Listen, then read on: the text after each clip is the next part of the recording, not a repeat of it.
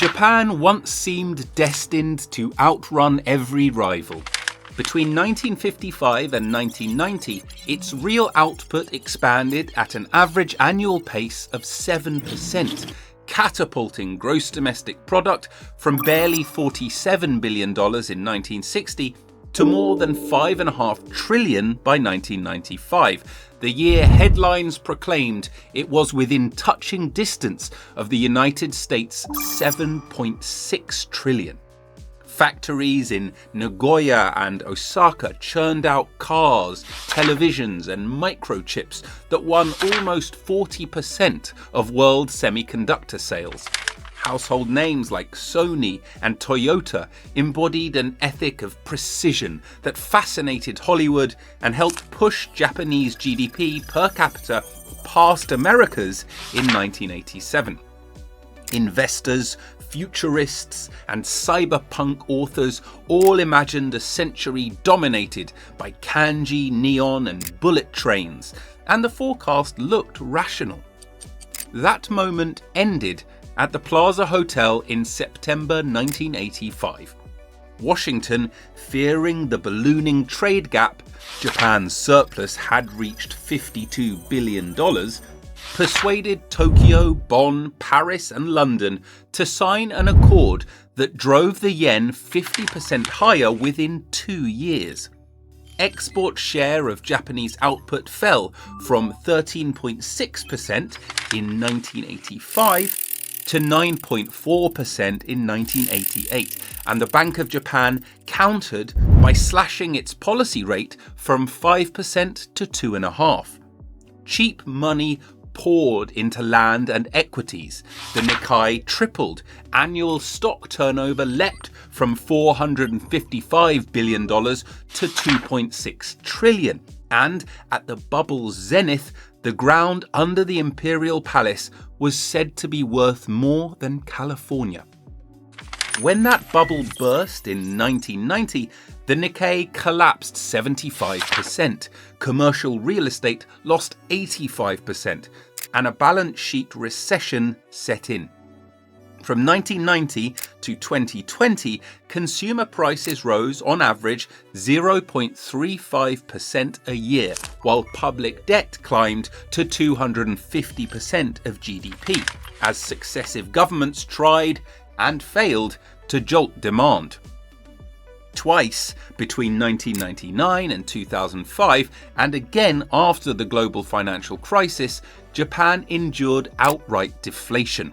By 2023, its nominal output, at about $4.2 trillion, was smaller than in 1995, and it had slipped from second to fourth in the world rankings. Structural headwinds magnified the malaise. Entrepreneurship languished behind a thicket of filings and ministry approvals that left the World Bank ranking Japan 29th for ease of starting a business. Only 8% of adults speak English, which limits access to global tech ecosystems, and the median age has climbed past 49, as births fell below 800,000 a year. Yet, 94% of working-age citizens hold jobs. Annual hours worked have fallen below those in the United States, and violent crime is 1/10 the OECD average. A culture that apologizes for raising prices also kept living costs in check. Tokyo's price-to-income ratio is 8 versus 18 in London, helped by inheritance taxes that rise to 55% on large estates.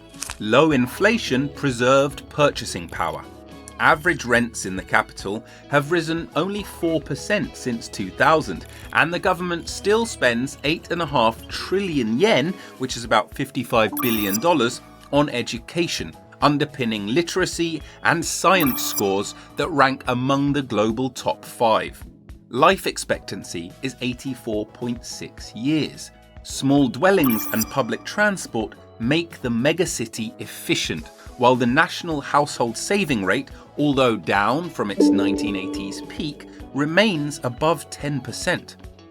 And then the energy shock of 2022 finally nudged prices up. Consumer inflation breached 2% for the first time in almost a decade and reached 3.3% in 2023. Crucially, the spring Shunto negotiations delivered average wage settlements of 5.1% at large firms in 2024, and cash earnings data show 4.8% year-on-year growth, igniting the mild wage price spiral policymakers had chased since the 1990s. Tourism roared back to 25 million visitors, helped by a yen that weakened to 150 per dollar, and foreign funds which brought a net 4.5 trillion yen of equities as the Nikkei finally broke its 1989 record. Responding to durable inflation, the Bank of Japan ended yield curve control and raised its short-term rate to 0.5% on March 2025, the first positive setting since 2008. Prime Minister Fumio Kishida has signalled a shift from stimulus toward supply-side reform. Yet the fiscal arithmetic is daunting. Every 1 percentage point rise in average funding costs adds roughly 5 trillion yen to annual interest outlays. Corporate Japan is nonetheless shaking off its torpor, announcing $230 billion of mergers and acquisitions in 2024, while venture investment, though still a tenth of Silicon Valley's, doubled from the pandemic trough. Risks, however, remain acute. A 25% US tariff on steel, aluminium, and autos, slated for spring 2025, could shave 0.6 of a percentage point from GDP and rekindle memories of the Plaza Accord. Each 10 yen depreciation lifts consumer prices by about 0.4%, but inflates the import bill by 2.1 trillion yen, squeezing households. Productivity per worker, once double America's, now lags at barely half, and export growth has slowed to 2.8% year-on-year last December as orders from China and the United States cooled. Demography compounds the drag. The working age cohort is shrinking 1.2% annually, and by 2050, almost 4 in 10 residents will be over 65. Yet Japan still owns net foreign assets worth $1.3 trillion. Its companies dominate niche components from machine tool servo motors to EV battery separators, and Tokyo itself still generates a tenth of national output, functioning almost as a city-state.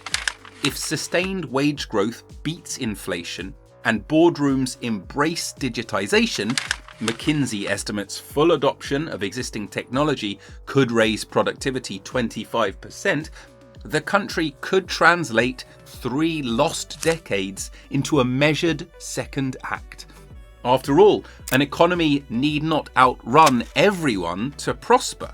Sometimes surviving the long winter is achievement enough, and spring may finally be on the timetable for the land of the rising sun. For observers elsewhere, Japan is both a cautionary tale and a source of quiet inspiration. Aging, debt-burdened societies from Italy to South Korea are tracking the same demographic curve, and the Japanese experiment suggests that social cohesion, universal health coverage, and a pragmatic safety net can blunt the pain of slow arithmetic growth. Yet it also warns that complacency is expensive.